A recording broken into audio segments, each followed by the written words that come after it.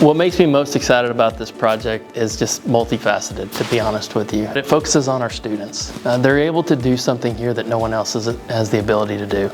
And it's because of the facility that we've built and the ability to bring community into that space. It's never been done before. Experiential education is where it's at. I mean, that's where students really get to dive in and learn skills. You know, what makes this facility so unique is the ability for our kids to come into the workplace, and it's not just about learning how to do hair or learning, you know, veterinarian skills. It's about truly building future-ready skills to where they're able to understand the business side of things as well. Working in a hands-on space to me is better because you get to actually experience what you're doing. You get to learn easier, I guess.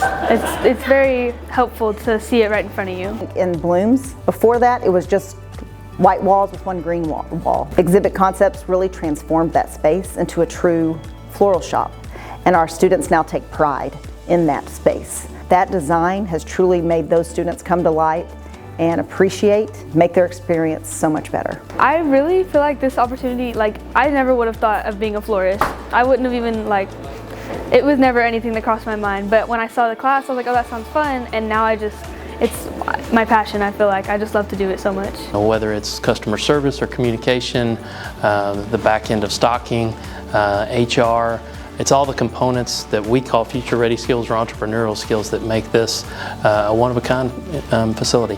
The thing I'm most excited about this building is it's great for Forney, but I think education has to change. And our goal here, success for me in this building, would be that we change the landscape of education for not just Forney, not just Texas, but for the nation. And so we have to rethink the way we're doing things. We have to rethink the way kids learn, and we have to rethink the way public education is headed.